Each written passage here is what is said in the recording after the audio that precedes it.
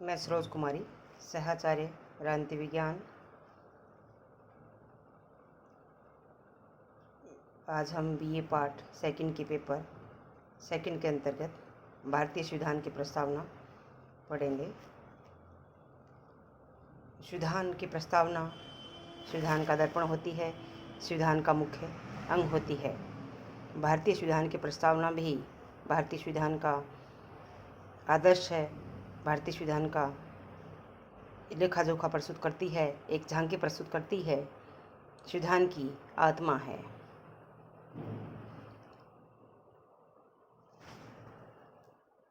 भारतीय संविधान की प्रस्तावना है, हम भारत के लोग भारत को एक संपूर्ण प्रभुत्व संपन्न समाजवादी धर्मनिरपेक्ष लोकतांत्रिक गणराज्य बनाने के लिए तथा उसके समस्त नागरिकों को सामाजिक, आर्थिक और राजनीतिक न्याय, विचार अभिव्यक्ति, विश्वास, धर्म और उपासना की स्वतंत्रता, प्रतिष्ठा और अवसर की समता प्राप्त कराने के लिए तथा उन सब में व्यक्ति की गरिमा और राष्ट्र की एकता तथा अखंडता सुनिश्चित करने वाली बंधुता बढ़ाने के लिए दृढ़ संकल्प होकर अपनी इस संविधान सभा में आज तारीख 26 नवंबर 1949 ईस्वी को यद्यत द्वारा इस संविधान को अंगीकृत, अधिनियमित और आत्मार्पित करते हैं। यानी भारतीय संविधान की प्रस्तावना मुख्य शब्दों पर जोर देती है, मुख्य तत्वों पर जोर देती है जो भारतीय संविधान के आधारभूत लक्षण हैं, जैसे संपूर्ण प्रभुत्व संपन्न समाजवादी धर्मनिरपेक्ष लोकतांत्रिक गणराज्य, सामाजिक, आर्थिक और राजनीतिक न्याय, विचार अभिव्यक्ति, धर्म और उपासना की स्वतंत्रता, प्रतिष्ठा और अवसर की समता,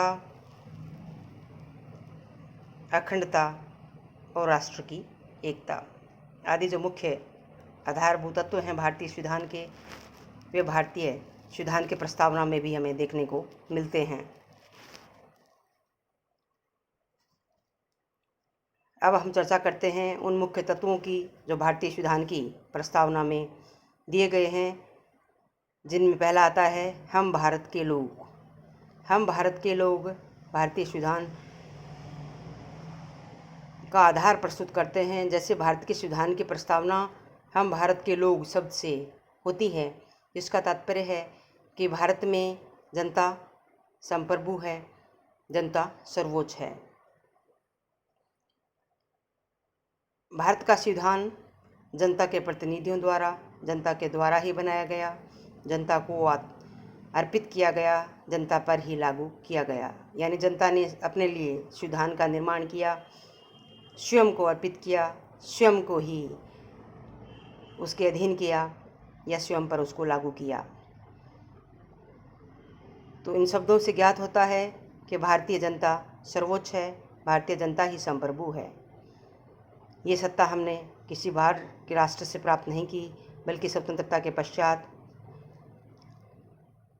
राष्ट्र में जनता ही सर्वोच्च है, जनता शासन का मुख्य निर्णायक तत्व है। दूसरा तत्व भारतीय संविधान की प्रस्तावना का आता है संपूर्ण प्रभुत्व संपन्न समाजवादी धर्मनिरपेक्ष लोकतांत्रिक गणराज्य।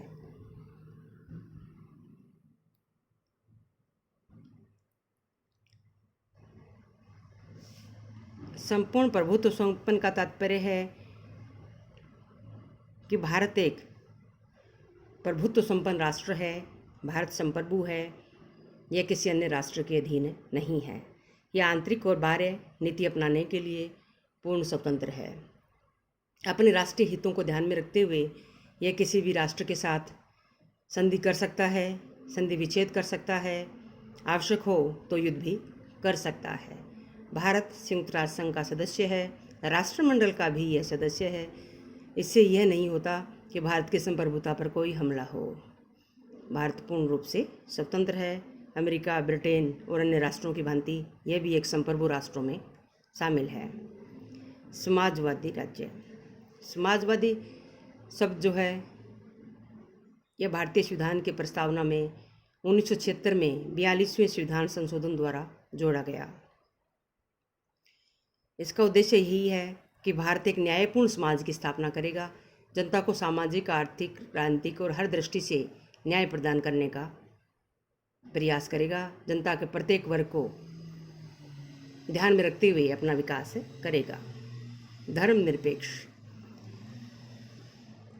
भारत प्रारंभिक समय से ही धार्मिक मामलों में सहिष्णुता की नीति अपनाता रहा है। यहाँ सभी धर्मों के अनुयायी बड़ी शांतिपूर्ण तरीके से रहते आए हैं। तो आज़ादी के पश्चात भी भारत के द्वारा धार्मिक सहिष्णुता की नीति का ही अनुसरण किया गया है। लोगों को धार्मिक स्वतंत्रता है, वे अपने धर्म, किसी भी धर्म को मान सकते हैं, उसका प्रचार भी कर सकते हैं, उसे तो धन संग्रह भी कर सकते हैं, और राज्य के नियमों को ध्यान में रखते हुए, देश के कानूनों को ध्यान में रखते हुए, राष्ट्र की एकता को ध्यान में रखते हुए वे अपने धार्मिक जीवन को शांति से चला सकते हैं। और राष्ट्र का अपना कोई धर्म नहीं है, यानी भारत का अपना कोई धर्म नहीं है। धर्म के मामलों में ये अपने आप को निरपेक्ष रखता है। धर्मनिरपेक्षता की नीति को पूर्ण रूप से लागू किया गया है। लोकतांत्रिक राज्य भारत एक लोकतंत्र है। यहाँ जनता संप्रभु है और जनता के निर्वाचित प्रतिनिधियों द्वारा इस संप्रभुता का प्रयोग किया जाता है। जनता के प्रतिनिधि समय समय पर होने वाले चुनावों के माध्यम से जनता द्वारा निर्वाचित होते हैं और जनता की इच्छा अनुरूप शासन चलाते हैं। यदि जनता फिर भी उनसे संतुष्ट नहीं होती है तो आगामी आने वाले चुनावों में उनको हटा भी सकती है। गणराज्य भारत एक गणराज्य भी है, यानी भारत का जो राष्ट्राध्यक्ष है, राष्ट्रपति, वे मनोनीत नहीं हैं, वे वंशानुगत आधार पर उन्होंने पद प्राप्त नहीं किया है, बल्कि वे जनता द्वारा निर्वाचित हैं। जनता द्वारा अप्रत्यक्ष रूप से उनका निर्वाचन किया गया है। यानी जब राष्ट्राध्यक्ष निर्वाचित हो उस राष्ट्र को गणराज्य कहते हैं। भारत इसी श्रेणी में आता है। आगे का जो तत्व आता है सामाजिक, आर्थिक और राजनीतिक न्याय। भारत में सामाजिक, आर्थिक, राजनीतिक न्याय स्थापित करने का प्रयास किया गया है। सामाजिक न्याय का तात्पर्य है कि जनता के मध्य धर्म, जाति, भाषा, संस्कृति, क्षेत्र आदि, लिंग आदि के आधार पर कोई भेदभाव नहीं किया जा सकता। जनता समान है, सभी को समान अधिकार मिलते हैं। आर्थिक न्याय देश में आर्थिक न्याय स्थापित करने का भी प्रयास किया गया है, इसलिए भारतीय संविधान में नीति निर्देशक तत्व भी जोड़े गए हैं। आर्थिक न्याय का तात्पर्य यही है कि आर्थिक संसाधनों का अधिकाधिक समान वितरण हो और कमज़ोर से कमज़ोर वर्ग को भी मिनिमम नीड्स अवश्य उनकी पूरी हो, ये ध्यान रखा जाए। राजनीतिक न्याय राजनीतिक न्याय का तात्पर्य है कि भारतीय नागरिकों को जो राजनीतिक अधिकार मिलते हैं, जैसे वोट देने का अधिकार है, निर्वाचित होने का अधिकार है, सरकार की आलोचना का अधिकार है, सार्वजनिक पद प्राप्त करने का अधिकार है, वो सभी को बराबर मिलते हैं, समान रूप से मिलते हैं। आगे का जो मुख्य तत्व आता है समानता, स्वतंत्रता और भ्रातृत्व। भारतीय जनता को समानता प्रदान की गई है। आर्थिक, सामाजिक, राजनीतिक हर दृष्टि से जनता को समान समझा जाता है। सभी को समान रूप से वोट देने का अधिकार है, निर्वाचित होने का अधिकार है, अपना नागरिक जीवन समान रूप से जीने का अधिकार है। नागरिक दृष्टि जो स्वतंत्रता मिलती है वे सबको बराबर मिलती है। समानता है, जाति, धर्म, भाषा के आधार पर जनता के मध्य भेदभाव राज्य के द्वारा नहीं किया जाता, ये है समानता।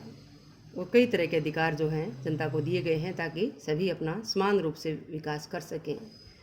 और इसमें एक विशेष बात है कि कमज़ोर वर्गों को विशेष प्रावधान करके उनको समानता दी गई है। उनके जो उनका स्तर है उसको ऊंचा करने का प्रयास किया गया है ताकि वो अन्य सामान्य नागरिकों के भांति अपना जीवन यापन कर सकें। तो समानता है। स्वतंत्रता नागरिकों को स्वतंत्रता प्रदान की गई है। उनको अपना नागरिक जीवन शांतिपूर्ण जीने के लिए जो अधिकार चाहिए वो सबको बराबर दिए गए हैं, सभी को दिए गए हैं, स्वतंत्रताएं दी गई हैं। उनको राजनीतिक अधिकार भी हैं, उनको नागरिक अधिकार भी हैं, उनको सभी तरह के अधिकार दिए गए हैं ताकि वे अपना विकास कर सकें, अपने व्यक्तित्व का विकास कर सकें और राष्ट्र के एक योग्य नागरिक साबित हो सकें। भ्रातृत्व शब्द भी भारतीय संविधान की प्रस्तावना में जोड़ा गया है। इसका तात्पर्य है कि विविध वर्गों वाले, विविध संस्कृतियों वाले लोग इस देश में रहते हैं, विभिन्न धर्मों वाले लोग इस देश में रहते हैं, तो उनमें भाईचारा भी ज़रूरी है, उनमें प्रेम और सहयोग भी बना रहना चाहिए। तो भ्रातृत्व सब जोड़ करके इस बात पर जोर दिया गया है कि सिर्फ हम अपने अधिकारों का ध्यान नहीं रखें, बल्कि राष्ट्र की एकता और अखंडता का भी ध्यान रखें और भाईचारा रखें, प्रेम रखें आपस में, ताकि राष्ट्र की एकता जो है सुनिश्चित हो सके। आगे आता है व्यक्ति की गरिमा और राष्ट्र की एकता। भारतीय संविधान में व्यक्ति की गरिमा का पूरा ध्यान रखा गया है। प्रत्येक नागरिक को सभी अधिकार दिए गए हैं जो किसी विशेष वर्ग के लोगों को दिए जाते हैं, या उच्च वर्ग के लोगों को जो अधिकार मिलते हैं वही सभी कमज़ोर लोगों को भी, जिनको कमज़ोर माना जाता था समाज में, उनको भी वही अधिकार दिए गए हैं जो कि किसी बड़े व्यक्ति को दिए गए हैं। यानी सभी को राज्य की दृष्टि से समान माना गया है। सभी के आत्मगौरव, आत्मसम्मान की भावना की कदर की गई है, उनका रेस्पेक्ट किया गया है। तो व्यक्ति की गरिमा का पूरा ध्यान भारतीय लोकतंत्र में, भारतीय राष्ट्र में जनता का रखा गया है। और इसके साथ साथ राष्ट्र की एकता और अखंडता का भी ध्यान रखा गया है कि लोकतंत्र तभी है, स्वतंत्रता तभी है जब राष्ट्र अखंड होगा।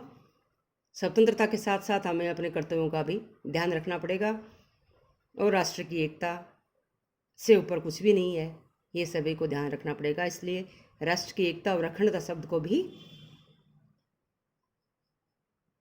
भारतीय संविधान की प्रस्तावना में जोड़ करके इसको पुख्ता किया गया है। धन्यवाद।